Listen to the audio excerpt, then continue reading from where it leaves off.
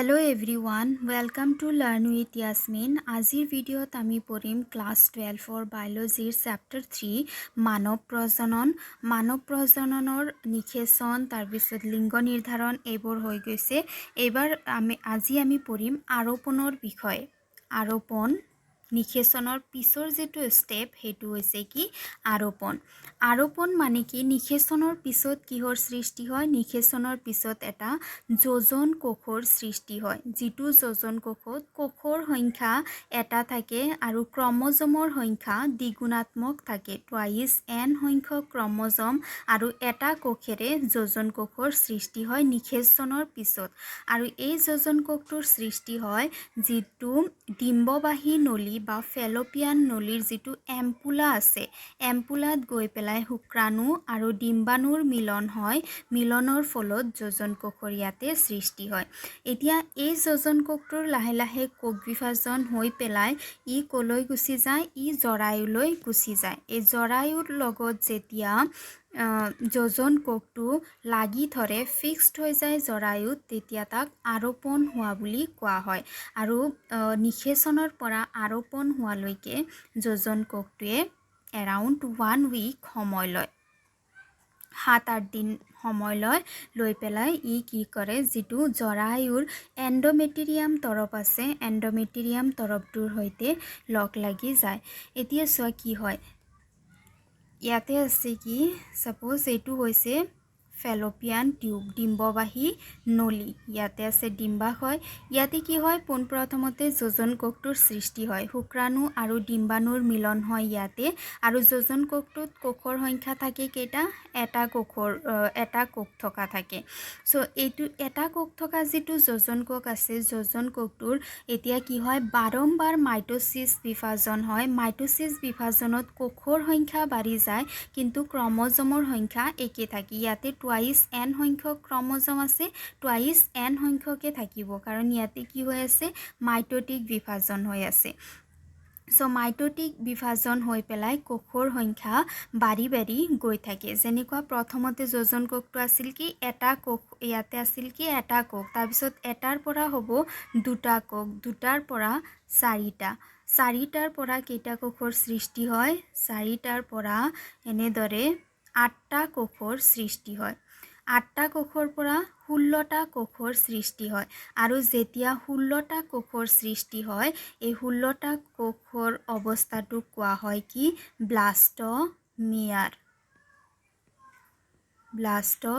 বুলি কোৱা হয় যোজন কোষটোৰ বিভাজন হৈ যেতিয়া 16টা কোষত পৰিণত হয় 16টা কোষ পায় তেতিয়া ইয়াক ব্লাষ্টমিয়াৰ বুলি কোৱা হয় 8ৰ পৰা 16টা অৱস্থাক ব্লাষ্টমিয়াৰ বুলি কোৱা হয় তাৰ পিছত এইটো যেটো ব্লাষ্টমিয়াৰ আছে ব্লাষ্টমিয়াৰটো কি হয় ব্লাষ্টমিয়াৰ যেতিয়া 8ৰ পৰা 16টা ব্লাষ্টমিয়াৰ যেতিয়া লগ লাগে তাৰ মানে এটা ব্লাষ্টমিয়াৰত কোষৰ সংখ্যা হৈছে কিমান 16টা হয়নে এই 16টা কোষৰ সংখ্যা থকা যেতিয়া 8টা 9টা বা এনেকৈ গৈ পেলাই 16টা ব্লাষ্টমিয়াৰ একেলগে লগ লাগে তেতিয়া তাক কোৱা হয় মৰুলা বুলি কোৱা হয় ব্লাষ্টমিয়াৰৰ যোজন কোষ তাৰ পিছত তোমাৰ 16টা কোষ থকা ব্লাষ্টমিয়াৰ 8ৰ পৰা 16টা ব্লাষ্টমিয়াৰ থকা মৰুলা তাৰ পিছত এই মৰুলাটোৰ আকৌ কোষ বিভাজন হৈ থাকে জৰায়ুৰ ফালে যাওতে কোষ বিভাজন হৈ মৰুলাৰ পৰা বহুত কোষ থকা এটা ব্লাষ্টোসিষ্ট বা যাক বীজপুটি বুলি কোৱা হয় তাৰ সৃষ্টি হয় তাৰ মানে মৰুলাৰ পিছৰ স্টেপটো হৈছে কি বীজপুটি বা ব্লাষ্টোসিষ্ট তাৰ মানে ইয়াতে কি থাকে বহুত কেইটা মৰুলা লগ লাগি পেলাই ইয়াতে ব্লাষ্টোসিষ্টৰ গঠন হয় ব্লাষ্টোসিষ্টত কি থাকে ব্লাষ্টোসিষ্ট যেতিয়া পৈণত অৱস্থা পায় যেতিয়া ব্লাষ্টোসিষ্ট অৱস্থা গঠন হয় বীজপুটিৰ গঠন হয় বীজপুটি গঠন হোৱাৰ পিছত ই আৰু এদিন সময় লোৱাৰ পিছত বীজপুটিটো পৈণত অৱস্থা পায় আৰু এটা পৈণত প্ৰাপ্ত বীজপুটি বা ব্লাষ্টোসিষ্টৰ দুটা আৱৰণী থাকে এইটো চোৱা এইটো হৈছে এটা পৈণত প্ৰাপ্ত বীজপুটি এই পৈণতপ্ৰাপ্ত বীজপুটিটোৰ এইটোছত দুটা আৱৰণী আছে। ইয়াৰ যিটো বাহিৰৰ আৱৰণীটোক কোৱা হয় ট্ৰপ'ব্লাষ্ট বুলি কোৱা হয়। আৰু ভিতৰৰ আৱৰণীটোক কোৱা হয় কি অন্তৰ্বৰ্তী কোষ সমষ্টি, আভ্যন্তৰীণ কোষ সমষ্টি বুলি কোৱা হয়। আভ্যন্তৰীণ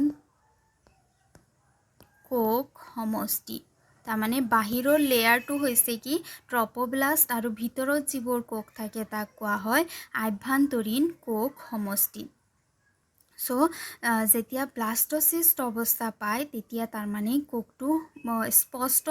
দুটা লেয়াৰত বিভক্ত হয় এদিন সময় লৈ পেলাই। বাহিৰৰ যিটো তৰফ ৰক্ষণাবেক্ষণকাৰী তৰফ সেইটো হৈছে কি ট্ৰপ'ব্লাষ্ট আৰু ভিতৰত যিবোৰ কোষ থাকে সেইবোৰক কোৱা হয় আভ্যন্তৰীণ কোষ। এতিয়া ট্ৰপ'ব্লাষ্টৰ কাম কি? ট্ৰপ'ব্লাষ্ট এই বাহিৰৰ আৱৰণীটোৱে কি হয় যিটো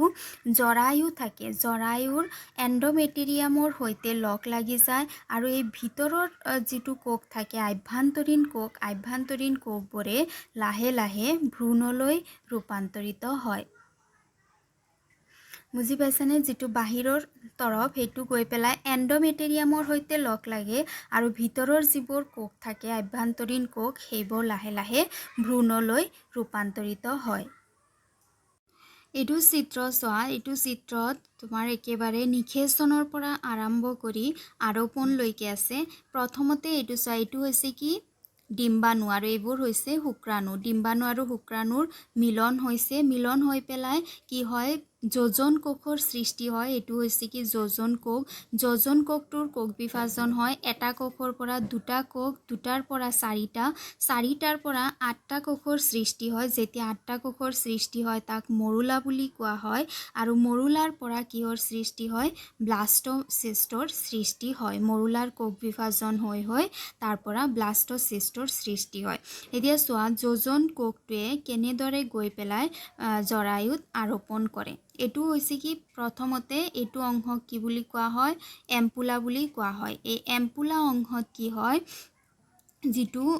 যোজন কোষ আছে যোজন কোষটোৰ সৃষ্টি হয়, শুক্ৰাণু আৰু ডিম্বাণুৰ মিলন হয় এইটো অংশত। এইটো হৈছে কি ডে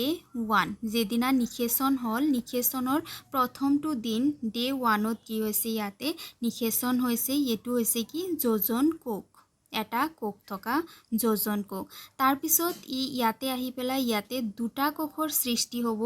ডে 2ত। নেক্সট দিনাখন কোষ বিভাজন হৈ দুটা কোষৰ সৃষ্টি হ'ব। দুটা কোষৰ সৃষ্টি হোৱাৰ পিছত কি কৰিব আকৌ অলপ আগবাঢ়ি আহিব, ইয়াতে আহি পাব, আহিলে ইয়াতে কোষৰ সংখ্যা হ'ব কিমান 4টা। এইটো হ'ব তোমাৰ ডে 3 অৰ ডে 4। নিষেচনৰ পৰা ডে 3 বা ডে 4ৰ ভিতৰত ইয়াতে 4টা কোষৰ সৃষ্টি হ'ব। তাৰপিছত 4টা কোষৰ পৰা কেইটা কোষৰ সৃষ্টি হয় 4টাৰ পৰা 8টা কোষৰ সৃষ্টি হয়। 8টা কোষৰ সৃষ্টি হয় তোমাৰ গৈ পেলাই ডে 4 বা ডে 5ত কি হয় 8টা কোষৰ সৃষ্টি হয়। তাৰপিছত 8টাৰ পৰা কি হয় 16টা কোষৰ সৃষ্টি হয়। ইয়াতে আহি পেলাই 8টাৰ পৰা 16টা কোষৰ সৃষ্টি হ'ব।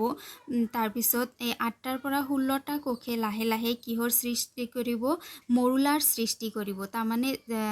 যিটো মৰুলা সৃষ্টি হৈছিল মৰুলাবোৰ ইয়াতে লগ লাগিব বহুতকেইটা 8ৰ পৰা 16টা মৰুলা লগ লাগি পেলাই ইয়াতে ব্লাষ্ট'চিষ্টৰ সৃষ্টি কৰিব, ব্লাষ্ট'চিষ্ট। তাৰপিছত এই ব্লাষ্ট'চিষ্টটোৱে আৰু এদিন সময় ল'ব আৰু এদিন সময় লৈ পেলাই ইয়াতে কি হ'ব পৈণতপ্ৰাপ্ত অৱস্থা পাব য'ত দুটা লেয়াৰ থাকিব, এটা হৈছে ট্ৰপ'ব্লাষ্ট, এটা হৈছে আভ্যন্তৰীণ কোষ সমষ্টি। ইয়াৰে যিটো ট্ৰপ'ব্লাষ্ট লেয়াৰ থাকে সেইটোৱে গৈ পেলাই এইটো যিটো অংশ এইটো অংশ হৈছে কি যিটো ডিম্বাণু যিটো জৰায়ু থাকে জৰায়ুৰ এণ্ডোমেটেৰিয়াম তৰফ।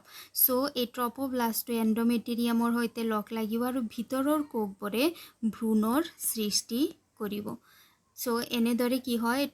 এইটো ট্ৰপ'ব্লাষ্ট অহালৈকে হয় ডে 8। নিষেচন হোৱাৰ পৰা তাৰমানে যোজন কোষ সৃষ্টি হোৱাৰ পৰা আৰোপণ হোৱালৈকে এৰাউণ্ড 1 উইক সময় লয় যোজন কোষটোৱে। ইয়াতে কি কৈছে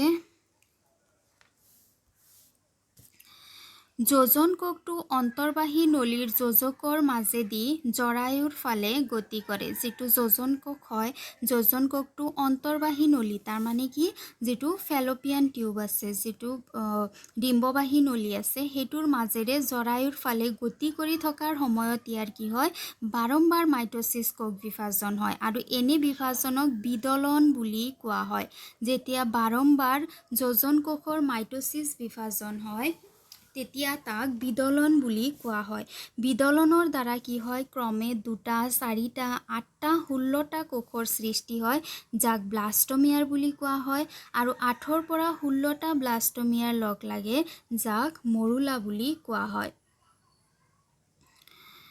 তাৰপিছত যেটো মৰুলাৰ সৃষ্টি হয় মৰুলাটো লাহে লাহে ক'ত যাব জৰায়ুৰ ফালে যাব জৰায়ুৰ ফালে ই যিমান জৰায়ুৰ ফালে যাব হিমানে কি হয় ইয়াৰ কোষ বিভাজন হৈ গৈ থাকে আৰু ই গৈ পেলাই 20 পুটি তাৰ মানে ইয়াতে বহুত কোষ থকা এটা অংশৰ সৃষ্টি হয় যাক ব্লাষ্টোসিষ্ট বা 20 পুটি বুলি কোৱা হয় ব্লাষ্টোসিষ্টৰ যিবোৰ কোষ থাকে সেইবোৰক ব্লাষ্টমিয়াৰ বুলি কোৱা হয় আৰু ব্লাষ্টোসিষ্টৰ দুটা তৰফ থাকে বাহিৰৰটো হৈছে কি ট্ৰপোব্লাষ্ট আৰু ভিতৰৰ তৰফটো কোৱা হয় আভ্যন্তৰীণ কোষ সমষ্টি ইয়াৰে ট্ৰপোব্লাষ্ট তৰফটো এন্ডোমেটেৰিয়ামৰ সৈতে লগ লাগে আৰু ভিতৰৰ কোষবোৰ আভ্যন্তৰীণ কোষবোৰ ভ্ৰূণলৈ ৰূপান্তৰিত হয় সংলগ্ন হোৱাৰ পিছত জৰায়ুৰ কোষ খৰক্তিয়াকৈ বিভাজন হয় আৰু ক্ৰমে ব্লাষ্টোসিষ্টক আৱৰি ধৰে ফলত ব্লাষ্টোসিষ্টটো জৰায়ুৰ এন্ডোমেটেৰিয়ামৰ ভিতৰত আবদ্ধ হৈ পৰে জৰায়ুৰ যেটো এন্ডোমেটেৰিয়াম তৰফ আছে হেইটোৰ সৈতে গৈ পেলাই ব্লাষ্টোসিষ্টটো এনেদৰে লাগি ধৰে যেতিয়া লাগি ধৰে তেতিয়া ইয়াক আৰোপণ হোৱা বুলি কোৱা হয় আৰু আৰোপণৰ পিছতে গৰ্ভ অৱস্থাৰ সৃষ্টি হয় আৰোপণৰ পিছৰ দুটা টপিক যেনেকুৱা গৰ্ভ অৱস্থা আৰু ভ্ৰূণীয় বিকাশ আৰু এটা আছে প্ৰসৱ আৰু দুগ্ধকৰণ এই দুটা টপিক যেটো কামিং বোৰ্ড এক্সাম আছে 2022 2021ৰ সিলেবাসৰ পৰা ডিলিট কৰা হৈছে গতিকে এই দুটা টপিক পিছত বনাই দিম প্ৰথমতে 22 সেশনৰ যিখিনি সিলেবাস আছে সেইখিনি কমপ্লিট কৰি তাৰ পিছত যিখিনি বাতিল কৰা আছে সেইখিনি পিছত বনাই দিম সো ইয়াতে আৰোপণ কমপ্লিট হৈছে আৰোপণ কমপ্লিট হোৱাৰ লগে লগে এইটো সেশনৰ কাৰণে 2022 2021 সেশনৰ চেপ্টাৰ 3 ৰ যিখিনি সিলেবাস আছিল সেইখিনি কমপ্লিট হৈ গ'ল ইয়াৰ পিছত আমি সাৰাংশ আৰু কোৱেশ্চন আনসাৰ কৰিম সো ভিডিও কেনেকুৱা পালা জনাবা যদি ভাল লাগিছে লাইক কৰিবা বন্ধু বান্ধৱৰ সৈতে ভিডিও শেয়াৰ কৰিবা আৰু চেনেল সাবস্ক্ৰাইব কৰিবা থ্যাংক ইউ